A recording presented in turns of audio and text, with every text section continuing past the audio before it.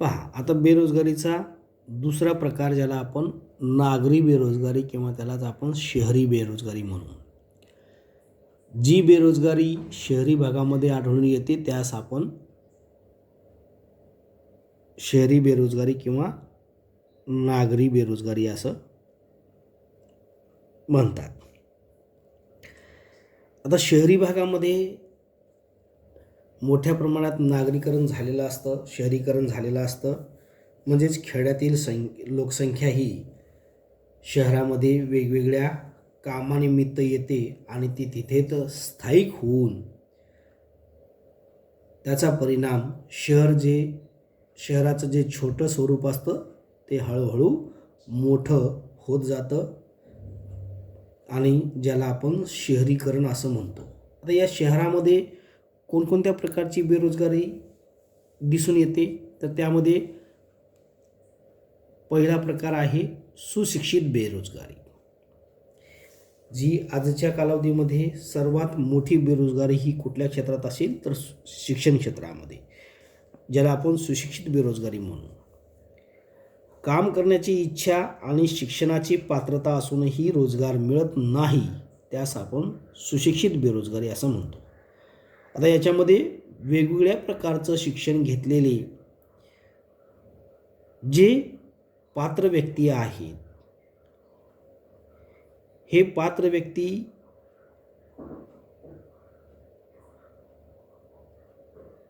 मिळेल त्या पगारावर, मिळेल त्या मजुरीवर, मिळेल तो व्यवसायामध्ये काम करण्याची तयारी दर्शवतात, तरीही त्यांना काम मिळत नाही. अशा प्रकारची स्थिती ज्याला सुशिक्षित बेरोजगारी म्हणता येईल.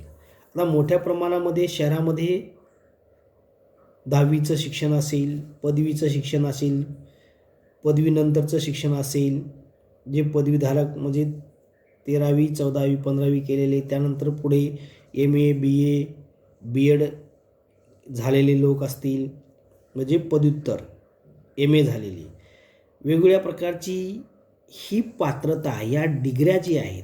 आता अशा डिग्र्या ITI आहे, डिप्लोमा आहे, मेडिकलमध्ये B.Pharm D.Pharm BAMS MBBS BHMS म्हणजे आरोग्य क्षेत्रामधलं हे काम, वेगवेगळ्या प्रकारचं पाटबंधारे क्षेत्रामधील काम, बांधकाम क्षेत्रातील काम, ह्या वेगवेगळ्या प्रकारच्या सिव्हिल इंजिनियर वगैरे हे अनेक प्रकारच्या या ज्या डिग्र्या आहेत, या डिग्र्या डिप्लोमे पदव्या घेऊन शहरामध्ये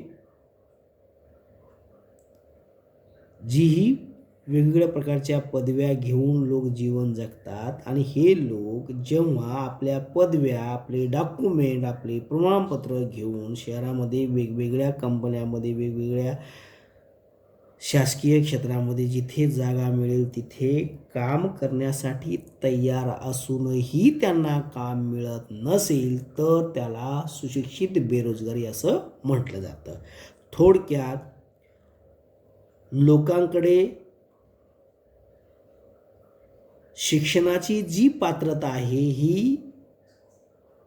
आहे, त्या पात्रतेनुसार त्यांना काम करण्याची इच्छासुद्धा आहे, तरीही अशा लोकांना काम मिळत नसेल तर त्याला सुशिक्षित बेरोजगार असं म्हटलं जातं. आता इथे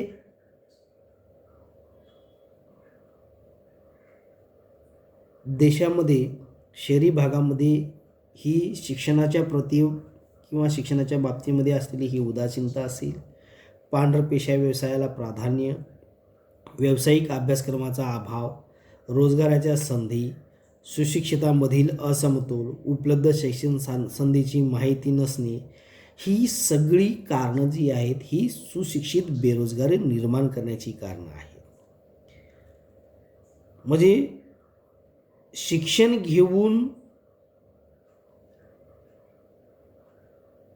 जी लोकांमध्ये एवढं मोठं शिक्षण घेतो आणि या शिक्षणानुसार आपल्याला काम मिळत नाही आहे, म्हणजे या शिक्षणाच्या बाबतीमध्ये ही उदासीन वृत्ती असेल. त्याचबरोबर शिक्षण घेतलेला व्यक्ती शेती, बांधकाम, खाणकाम, इतर क्षेत्रामध्ये काम न करता केवळ एक चांगला नोकरदार अधिकारी अशा प्रकारच्याच बाबीकडे तो अशाच प्रकारचं काम करण्यामध्ये इच्छुक असेल आणि तसं त्याला काम मिळत नसेल तर तो बेरोजगार होतो. त्याचबरोबर व्यावसायिक अभ्यासक्रमाचा अभाव, म्हणजेच जो व्यक्ती शिक्षण घेतो त्या शिक्षणानुसार त्याला जर वेगवेगळ्या व्यवसायामध्ये जर काम मिळालं तर त्या शिक्षणाचा फायदा.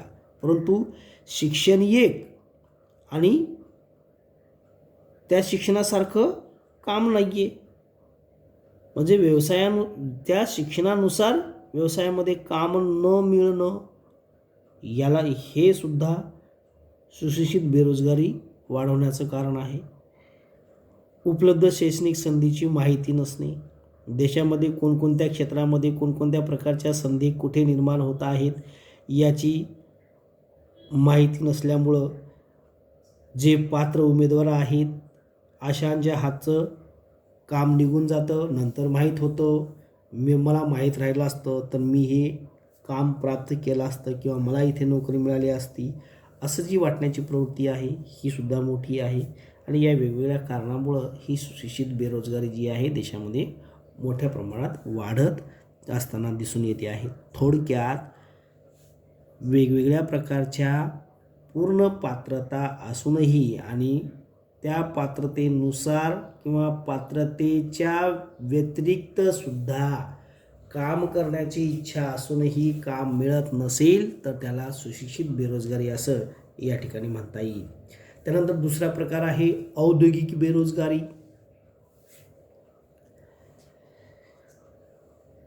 शहरातील कारखाने व उद्योगामधील बेरोजगारीस औद्योगिक बेरोजगारी असे म्हणतात. म्हणजेच शहरामध्ये वेगवेगळ्या प्रकारच्या वस्तू व सेवांची निर्मिती करणारे कारखाने किंवा उद्योगधंदे जे असतात अशा कारखान्यामधील किंवा उद्योगधंद्यामधील बेरोजगारीस औद्योगिक बेरोजगारी असं म्हटलं जातं. Industrial unemployment. औद्योगिक बेरोजगारी, औद्योगिक म्हणजे इंडस्ट्रियल आणि बेरोजगारी म्हणजेच अनएम्प्लॉयमेंट, इंडस्ट्रियल अनएम्प्लॉयमेंट ज्याला म्हटलं जातं. आता या शहरामध्ये हे कामगार जे आहेत ते कुशल आणि अकुशल स्वरूपाचे असतात. सामान्यतः खुल्या बेरोजगारीचा हा प्रकार या ठिकाणी दिसून येतो. यामध्ये मंद औद्योगिक वृद्धी, वेगाने वाढणारी लोकसंख्या, प्रशिक्षण सुविधांचा अभाव, आधुनिक तंत्रज्ञानाची कमी, स्वीकार्यक्षमता, उद्योगांचे गैरसोयीचे स्थानिकीकरण, श्रमाची कमी गतिशीलता ही औद्योगिक बेरोजगारीची मुख्य कारणे सांगता येतील. आता शहरामध्ये वेगवेगळ्या प्रकारच्या या उद्योगधंद्यामध्ये किंवा कारखान्यामध्ये मिळेल त्या वेतन दरावर सुद्धा काम करण्याची इच्छा असूनही जर काम मिळत नसेल तर अशी औद्योगिक बेरोजगारी ही निर्माण होते. आणि ही बेरोजगारी का निर्माण होते तर देशामध्ये मंद स्वरूपामध्ये औद्योगिक क्षेत्रामध्ये होणारी वाढ,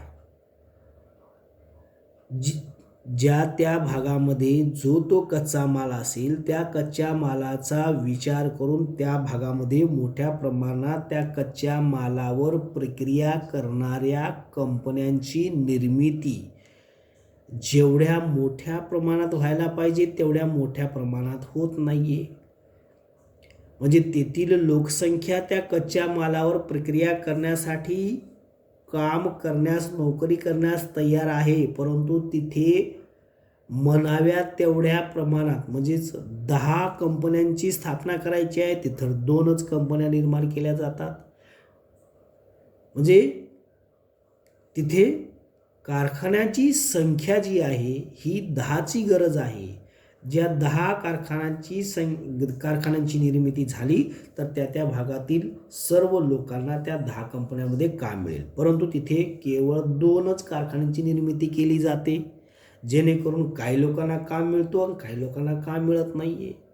आणि त्यामुळं देशामध्ये संथ गतीने निर्माण होणारी ही उद्योगांची निर्मिती किंवा वाढ यामुळे ही औद्योगिक बेरोजगारी निर्माण होत असताना दिसून येते. त्याचबरोबर वेगाने वाढणारी लोकसंख्या, आता लोकसंख्येचा तर परिणाम सगळ्या क्षेत्रावर होतो आहे. तसंच वाढणारी लोकसंख्या ही शहरीकरण वाढवते. शहरीकरण वाढवलं की शहरीकरणामध्ये वेगवेगळ्या प्रकारचं काम असल्याशिवाय जीवन जगता येत नाही आणि त्यामुळं वाढत्या लोकसंख्येनुसार सगळ्यांनाच काम मिळतो असं नाही आणि म्हणून ही औद्योगिक बेरोजगारी वाढत्या लोकसंख्येबरोबर सुद्धा वाढत चाललेली आहे. प्रशिक्षण सुविधांचा अभाव, शहरामध्ये नवनवीन उद्योगधंदे निर्माण होत असताना त्या उद्योगांच्या मध्ये काम जे मिळणार आहे त्या कामाचं प्रशिक्षण जर नाही मिळालं तर तसे प्रशिक्षित कामगार त्या उद्योगाला मिळणार नाहीत आणि अशा प्रशिक्षण देणाऱ्या संस्थांची निर्मिती देशामध्ये होत नाही. परिणामी योग्य प्रशिक्षण मिळत नाही. योग्य प्रशिक्षण मिळालं नाही तर त्या उद्योगधंद्यामध्ये प्रशिक्षित उमेदवारसुद्धा मिळणार नाही. परिणामी शहरामध्ये अशा प्रकारची मोठी बेरोजगारी दिसून यायला वेळ लागणार नाही आहे. आता आपण कुठल्याही कंपनीमध्ये काम करत असताना अप्रेंटिसशिप असं म्हणतो बघा, म्हणजे ITI वगैरे डिप्लोमा वगैरे झाल्यानंतर काही कालावधी वगैरे ही अप्रेंटिसशिप करावी लागते, म्हणजेच काही काळ ट्रेनिंग घ्यावी लागते. प्रत्येक क्षेत्रामध्ये ट्रेनिंग आहे. मिलिटरीमध्ये ट्रेनिंग आहे, पोलीसमध्ये ट्रेनिंग आहे, सिव्हिल असेल, आरोग्य क्षेत्र असेल, नर्स असेल, डॉक्टर असेल, कंपाऊंडर असेल, यांनासुद्धा ट्रेनिंग घ्यावी लागते. D फॉर्म आहे, B फॉर्म आहे, याच्यामध्ये ट्रेनिंग घ्यावी लागते. रेल्वे आहे, याच्यामध्ये ट्रेनिंग घ्यावी लागते. ट्रेनिंग घेतलं तर ज्याच्याकडे त्या कामाचा अनुभव आहे त्याला प्राधान्य दिलं जातं, ज्याला आपण ट्रेनिंग म्हणतो, ज्याला आपण प्रशिक्षण सुविधा म्हणतो. तर अशा प्रशिक्षण सुविधांचा मोठा अभाव असल्यामुळं सुद्धा या ठिकाणी ही औद्योगिक बेरोजगारी निर्माण होते. त्यानंतर आधुनिक तंत्रज्ञानाची कमी स्वीकार्यता, जसजशी परिस्थिती बदलत जाते आहे त्या बदलत्या परिस्थितीनुसार सुद्धा देशामध्ये आधुनिक तंत्रज्ञान जो आहे या आधुनिक तंत्रज्ञानाचा अवलंब जेवढ्या प्रमाणात करावयाचा आहे तेवढ्या प्रमाणात केला जात नाही आहे आणि त्याचा परिणाम ही औद्योगिक बेरोजगारी निर्माण होते. उद्योगांचे गैरसोयीचे स्थानिकीकरण, म्हणजेच जे वेगवेगळे उद्योग आहेत, वेगवेगळ्या कंपन्या आहेत, यांचं कोणत्याही ठिकाणी निर्मिती जी आहे, म्हणजे जिथे खरोखरच कच्च्या मालाचा तेवढ्या मोठ्या प्रमाणात उपलब्धता नसताना अशा ठिकाणी या उद्योगांची स्थापना होणे किंवा काही वेळेला जिथे आवश्यकता नाही तिथे ती कंपनी उभी करणे, अशा प्रकारच्या स्थितीमध्ये ही औद्योगिक बेकारी मोठ्या प्रमाणात वाढत जाते. थोडक्यात शहरी भागामध्ये जे काही कारखाने किंवा उद्योग संस्था असतात अशा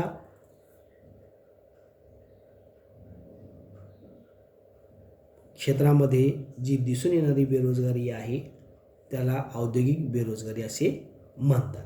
आता या औद्योगिक बेरोजगारीचे 4 भागामध्ये वर्गीकरण होतं.